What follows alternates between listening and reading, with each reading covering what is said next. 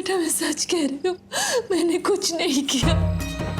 मैं तो बस आपको कोई सफाई देने की जरूरत नहीं है माँ जी, शांत हो जाइए। मैं आपके लिए पानी लेके आती हूँ।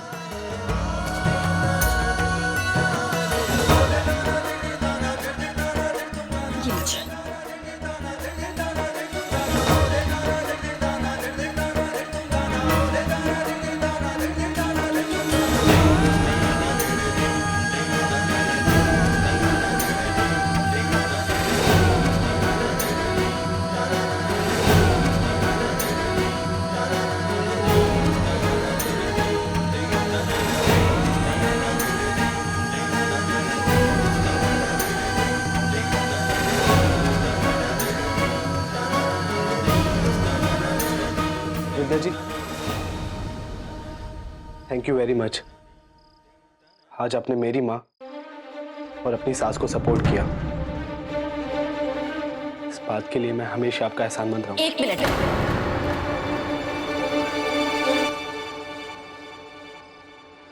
ये मेरी सास नहीं है। लेकिन विद्या जी, मैंने तुम्हें ही पति के रूप में स्वीकार नहीं किया, उनकी बहू बनने का तो सवाल ही पैदा नहीं होता। लेकिन हाँ, माँ जी की बहुत इज्जत करती हूँ। ये बिल्कुल मेरी माँ की तरह है, माँ की तरह बहुत ख्याल रखती है मेरा, मेरे घाव पे भरम लगाती हैं। माँ जी मेरे लिए बहुत खास है, किसी को भी उनका अपमान नहीं करने दूंगी। लेकिन तुम एक बात कान खोल के सुन लो, मैं इस घर में सिर्फ और सिर्फ मेरी बहन के लिए वापस लौटी हूँ, उसको सही और गलत का एहसास करवाने कि तुम्हारा घर बसा रहा। सो प्लीज अगली बार से ख्याल रखना। लेकिन विद्या जी, हमारे बीच कुछ नहीं श्रवण, कुछ भी नहीं।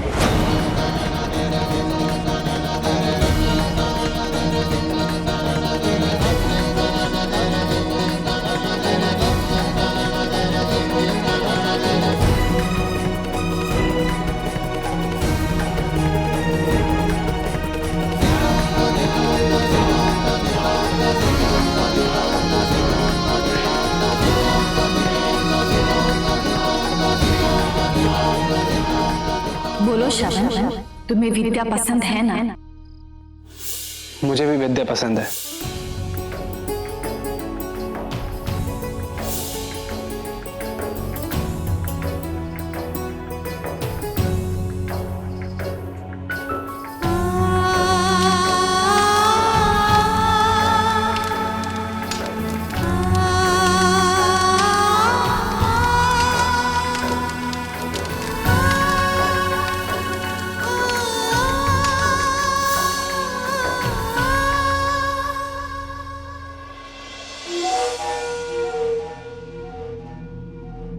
आपने मुझसे जो भी कहा वो सबका उल्टा हो रहा है। अरे लेकिन हुआ क्या, ये तो बता। हमारे प्लान के मुताबिक क्या डिसाइड हुआ था कि मैं इस घर में बहू बनकर आऊंगी ताकि विद्या की लाइफ को रूल कर सकूं, उस पर राज कर सकूं। यहाँ तो उल्टा ही हो रहा है, वो मेरी लाइफ पर राज कर रही है। मदर इन लॉ मानना तो दूर, एज अ बहन भी रिस्पेक्ट करना छोड़ दिया है उसने मुझे दूसरी औरत बुलाया। मोदी मैंशन में तो गरीब गाय बनकर घूमती रहती थी और यहाँ आके उसके तेवर ही बदल गए। हाँ वो तो है। और आपको पता है, वो उस दुर्गा की साइड लेकर मुझसे लड़ाई कर रही थी।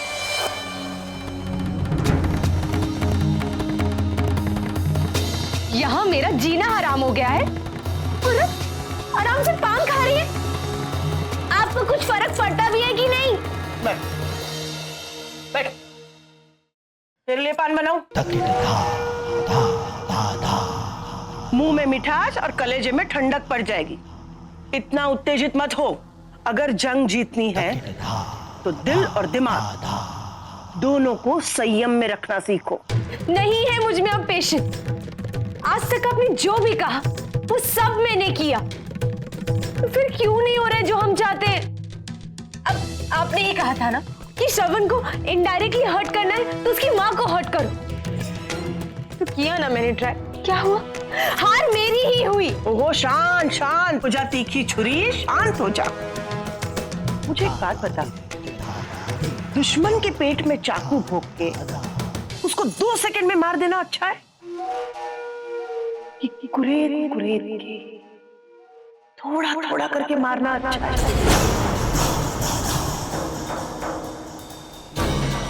आप कहना क्या चाहती हैं? यही, एकदम से एक ही झटके में तेरा बदला पूरा नहीं होगा। जिस तरह तेरी बहन एकदम सहमी सी हिरनी जैसी थी और अचानक एकदम बदला लेने वाली शेरनी बन गई, उसी तरह हम ऐसा कुछ करेंगे जिससे वो धीरे धीरे फिर से हिरनी बन जाए।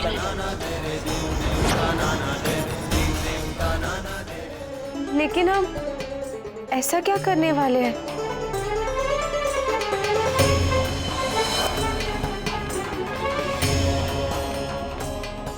कल नवरात्रि के पर्व का पहला दिन है और माता जी की कृपा से कल मेरी बहू और मेरी पोती बहू दोनों की मुंह दिखाई की रस्म होगी। और कल हम तुम्हारी बहन के साथ कुछ ऐसा करेंगे कि वो जिंदगी भर याद रखेगी।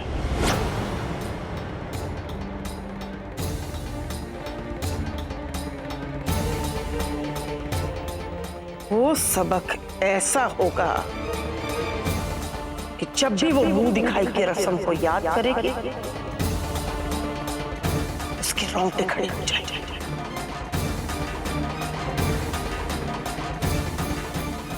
बोलो अम्बे मात की जय।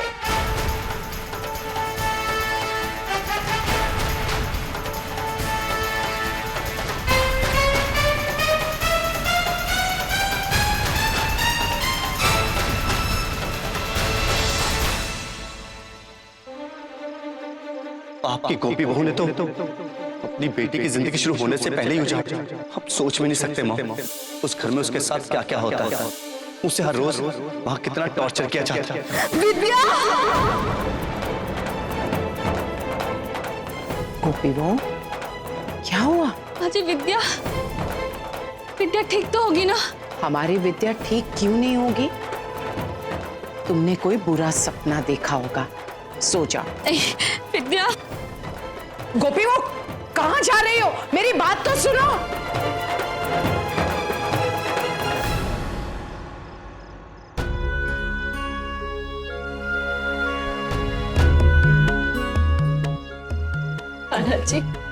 कान्हा जी मेरी बेटियों की रक्षा कीजिए।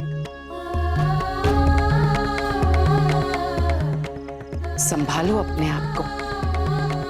माँ जी मेरा मन बहुत घबरा रहा है। विद्या को लेकर मन में अजीब सी बेचैनी हो रही है।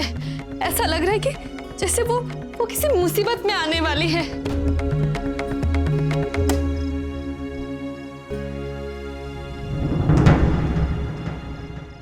रियली?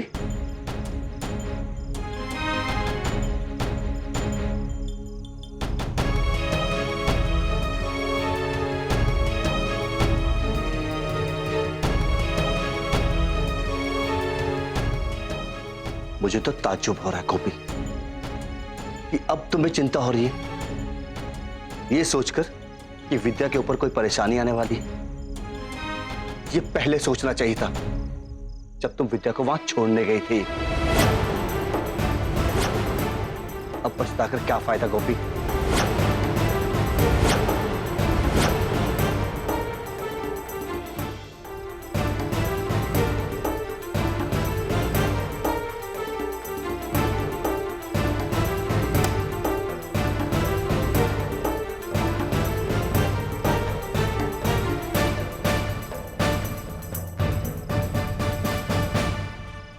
आपको भी लगता है कि उस घर में विद्या को भेजने का मेरा फैसला गलत है? नहीं गोपी बहू, विद्या को अपने ससुराल वापस भेजने का फैसला सिर्फ तुम्हारा नहीं था, बल्कि हम सबका भी था। मुझे पूर्ण विश्वास है कि विद्या खुद का और अपनी बहन मीरा का ख्याल रखने के लिए सक्षम है।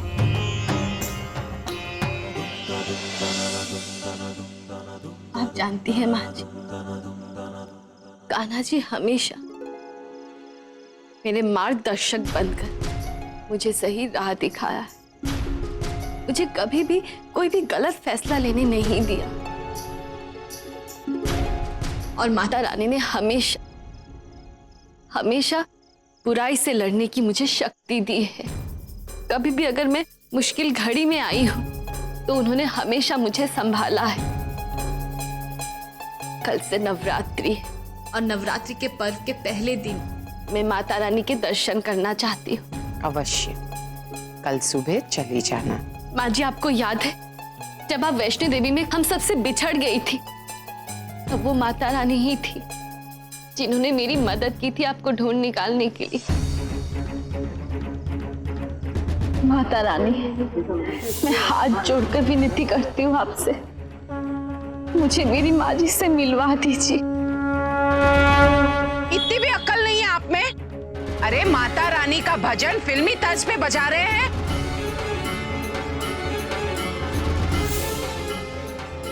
और माँ जी, ये तो हम कभी नहीं भूल सकते हैं ना कि ओमकारेश्वर में तो मैं आप सबसे पिछड़ी गई थी। राधा ने मुझे मारने में कोई कसर नहीं छोड़ी थी।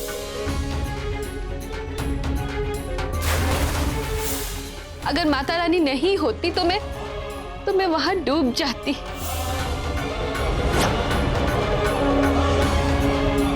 और वो माता रानी ही थी जिन्होंने मुझे शक्ति दी थी राधा से लड़ने की।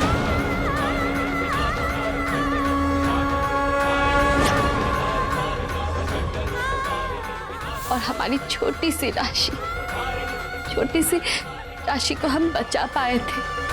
इसीलिए माँ जी, अब मैं माता रानी से विद्या के लिए आशीर्वाद मांगना चाहती हूँ कि वो विद्या को हर मुश्किल घड़ी में रक्षा करे और मेरी मीरा को सद्बुद्धि दे। उसे क्या सही है क्या गलत है समझ में आ जाए और वो जल्दी से अपने घर लौट आए। कल से नवरात्रि है और नवरात्रि के पर्व के पहले दिन पे मैं माता रानी को भोग लगाना चाहती हूँ और अपनी बच्चियों के लिए खुशियां मांगना चाहती हूँ।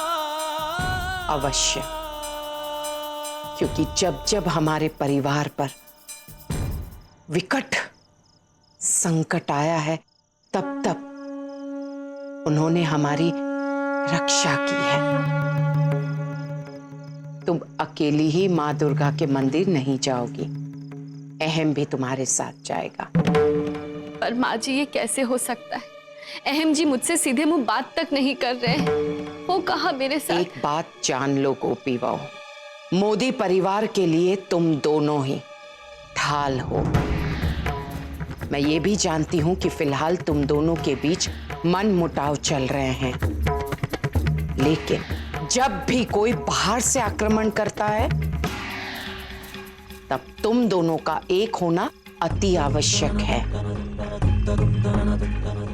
मैं ये भी अच्छी तरह से जानती हूं कि मीरा और विद्या को लेकर जितनी चिंता हमको है उतनी ही चिंता अपनी बेटियों के बारे में अहम को भी है।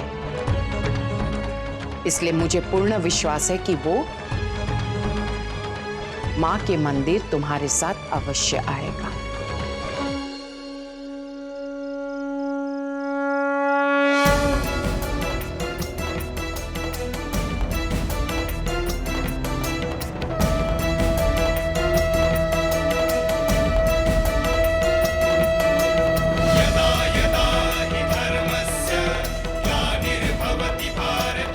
हे कृष्ण भगवान, मैं आपसे सच्चे मन से प्रार्थना करती हूँ कि विद्या और हम सबको शक्ति दीजिएगा ताकि इस जंग में गौरा को हराकर उसका विनाश करके हम हमारी बेटी मीरा को सही सलामत इस घर में वापस लाने में सक्षम हो।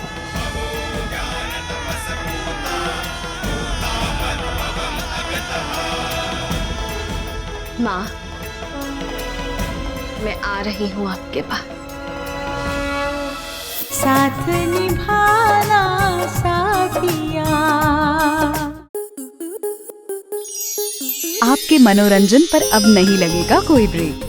स्टार प्लस के बेहतरीन शोज देखने के लिए लाइक, शेयर और सब्सक्राइब करें स्टार प्लस यूट्यूब पेज को।